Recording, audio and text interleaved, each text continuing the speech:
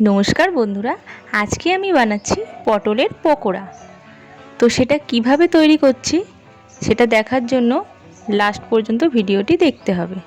প্রথমে আমি কয়টা পটল নিয়ে নিয়েছি এবং তার ছোকলা ভালো করে ছাড়িয়ে অর্ধেক করে নিয়েছি এবং তারপরে যে বীজগুলো রয়েছে সেগুলো আমি ভালো করে পরিষ্কার করে নিচ্ছি।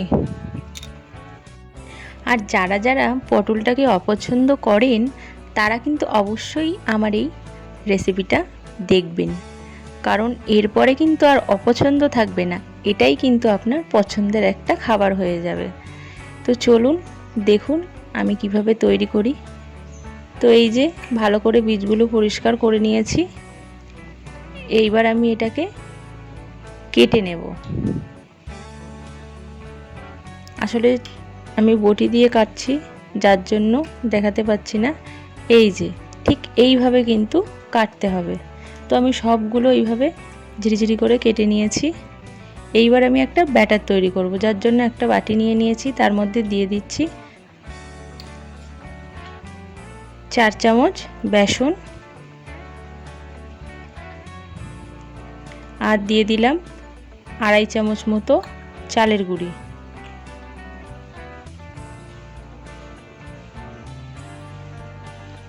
এবার দিয়ে দেব লঙ্কার গুঁড়ো,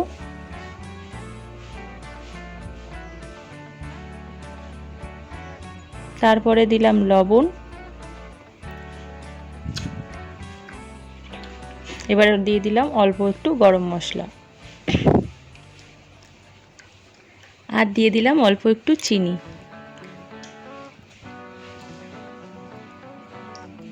এবার আমি ব্যাটারটাকে গুলবো।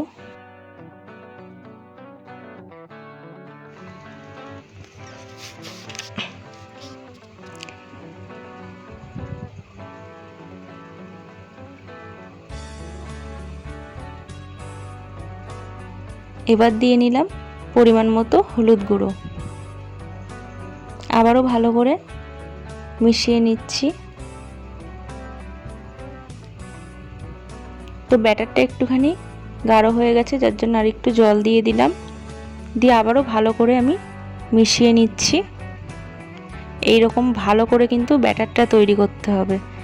অবশ্যই যে কোনো পাকোড়া বা যে কোনো কিছু কিন্তু করতে গেলে ব্যাটারটাই কিন্তু মেন, ব্যাটারটা কিন্তু খুব ভালো করে তৈরি করে নিতে হবে।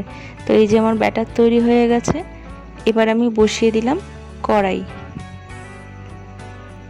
কড়াই গরম হয়ে গেছে, দিয়ে দিলাম রিফাইন্ড তেল।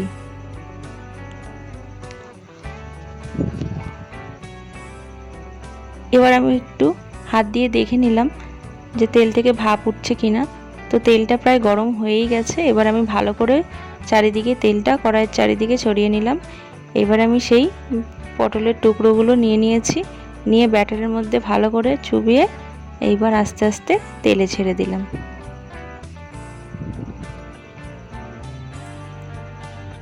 একটা একটা করে ছাড়ছি, আমি এরকম 3টে করেই ভাজছি।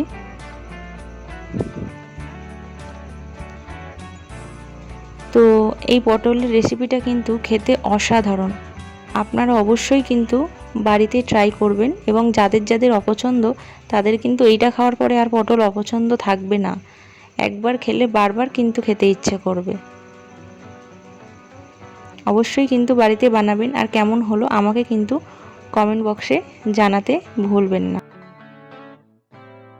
দেখতেই পাচ্ছেন খুবই সহজে কিন্তু এইটা আপনারা তৈরি করতে পারবেন।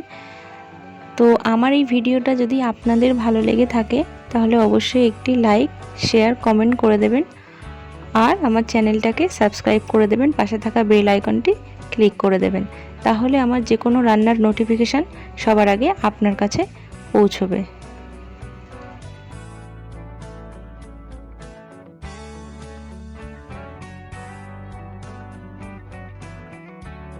এই যে এক এক করে সব কিন্তু আমি এইভাবে ভেজে নিয়েছি। তো আমার সবগুলো এই যে ভাজা হয়ে গেছে। তো আমার এই রেসিপিটা কেমন লাগলো অবশ্যই জানাবেন এবং লাস্ট পর্যন্ত ভিডিওটি দেখার জন্য অসংখ্য ধন্যবাদ।